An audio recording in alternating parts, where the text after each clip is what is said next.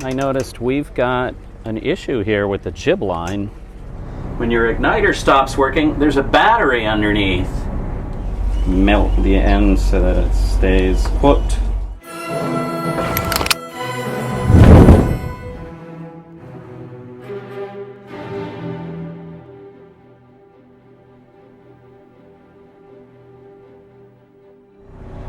Good morning. It is July. We haven't been on the boat for 3 months, actually. Our daughter got married, so as you can imagine, there were a lot of details to sort out to help the wedding go down. It was an awesome and exciting time. So we've got that done, and now we're able to get back to the boat. Now, I say we. Actually, Bora couldn't make it. It's just me on the boat. There's plenty to do, though. We've got lots of little gadgets that I brought I got to install on the boat. There's a little bit of maintenance to do. Going to go sailing with Captain Paul, so there'll be, we're going to get stuff done. That's what's going to go down over the next week.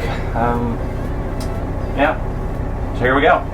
So I find that there's water staining and it's actively wet right here. I'm in the port forward cabin. It's gotta be that hatch.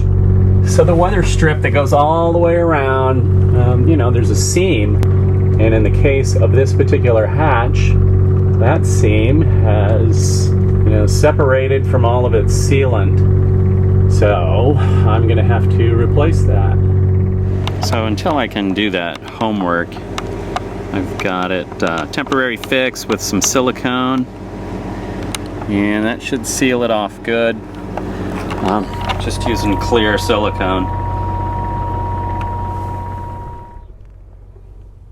This is the owner's hatch. Paul mentioned that he had to fix that a couple of years ago for the previous owner. Just in looking at Paul's work, I disrupted it, so I had to hit it again. Cleaned it off, put a nice new bead of silicone on there. And at port forward,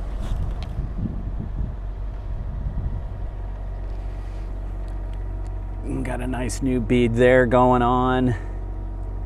And we'll let that cure. I just hope it doesn't rain today. So I'd like to keep the hatch open all day before I start squeezing that hatch shut. Temporary fix for now. I'm still going to take a look and see what the Leopard owners group is saying about the weather strip on their Lumar hatches. A couple of guys there were just doing it like a month ago. Going to read up on what they said. Next project. Another tidbit I'm up to now is replacing the dinghy straps. These hold the dinghy securely to the davits and the boat, and as you can see, the original ones that the previous owner made are quite the rusty lot. So, I got new ones. These weren't easy to come by, as I need a large loop in order to fit on the rail. And most of your everyday ratchet straps have a narrow hook. Yeah, but I got these big old heavy-duty ones from the States, and it's got a nice large thing. What I'm going to do now is just cut it to length, because this thing's like 15 feet long, and I really only need like 3 to 4 feet.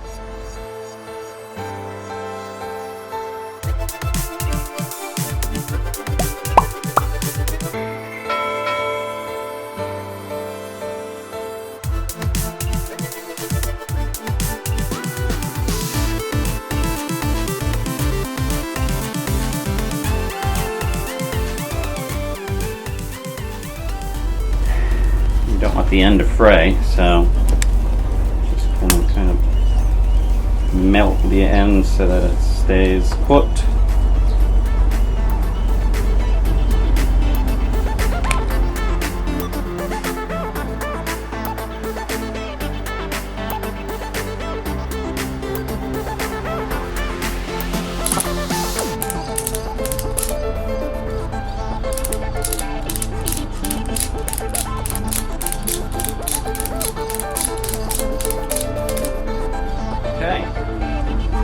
So now they're preloaded and roughly the length we need to secure the dinghy, as measured some time ago by the previous owner.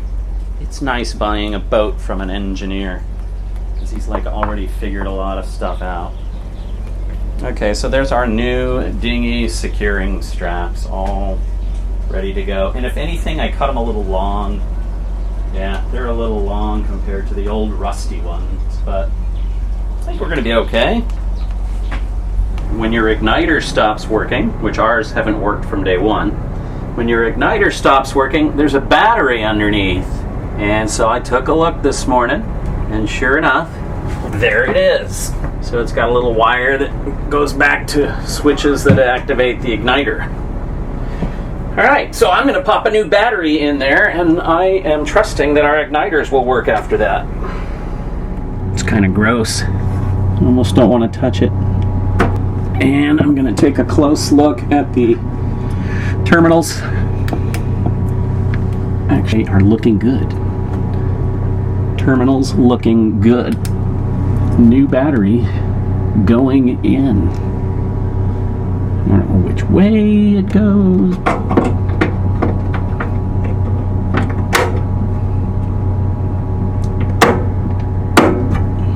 Battery's in.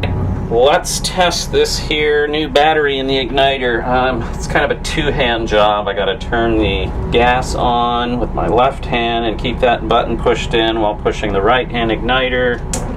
Oh, heck yeah. Heck yeah. Let's try the other one. Pushing the button in and then the igniter. Yeah, baby. Oh, yeah. Yeah, the wife's going to be very pleased that that works. So no more fire stick. That's the old method of getting the stove working. Okay, after getting the wrong compass cover the first time, Plastimo. We got the right one now. Yeah, this one's old and brittle. It's kind of disintegrating off to the sides here. See what I mean? So, in the bin. And the new one just slips right on there. Done. Next gadget. I've got these little LED lights. Each time I've been in the engine room, I've always wished it was just a little bit easier to see something. Little Velcro on the side of each one of these. And what I'm going to do is fit one in each engine room. You know, even in broad daylight, it's still dark when you need to see into a corner or something. And I'll stick it to a wall. Now, it's got a little hangy thing, so I could just hang it from something, but then as we're sailing, it has the potential to be banging into things. Don't want that. So, Velcro. I'm going to try it. Ah, I see, it's hull cleaning day. The guys are here.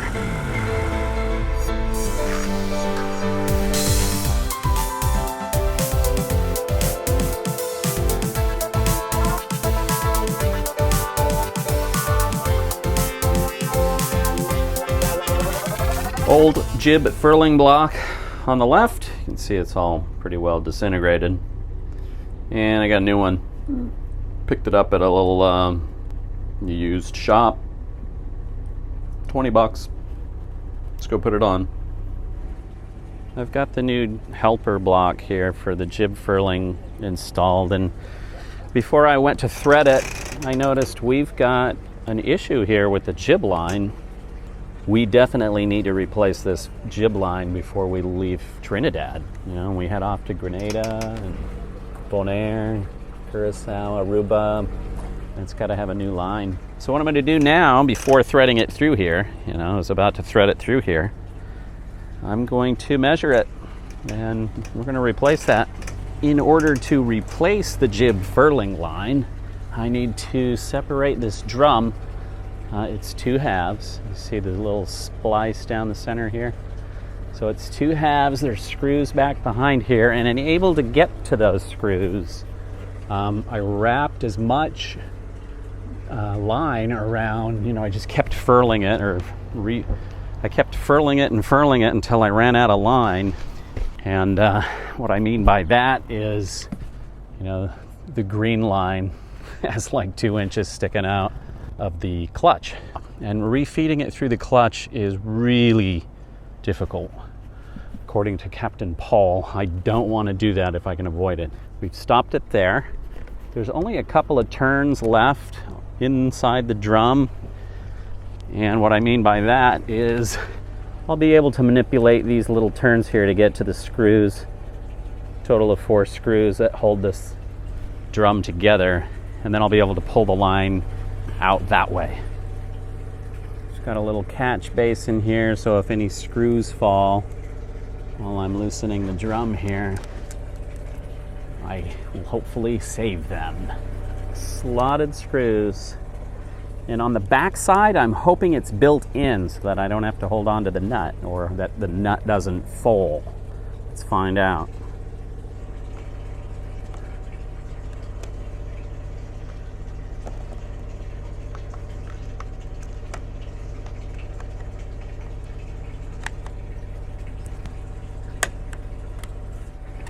I'm concerned that as I separate these two pieces, these screws are going to fall into the ocean. That's why I have this blue catch pan. I wish it was larger, but that's the best I've got right now. Woo! Hooray for the catch pan.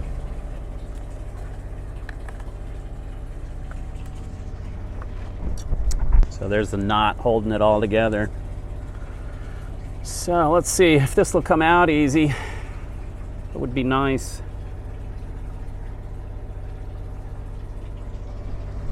There we go. So what I'm going to do now is get to Budget Marine and buy a new line. I believe this to be 10 millimeter, might be 8. We'll find out real soon here.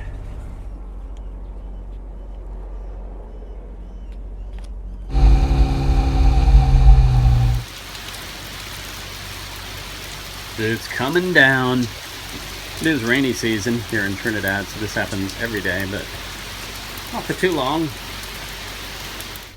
Turned out to be 81 feet. We got us a nice new line here. It's pretty. Yeah, we'll put that on now. It went with the hole at the top. Let's thread the line through, tie a little knot in it.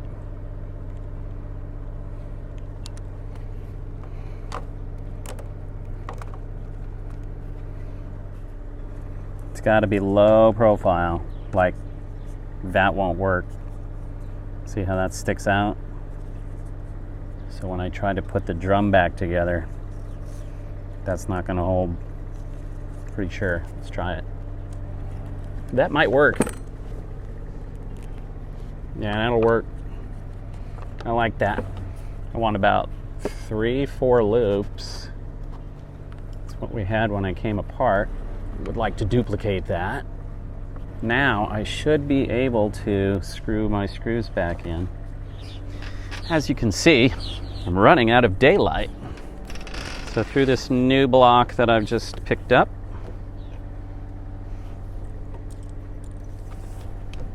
and then through this guy,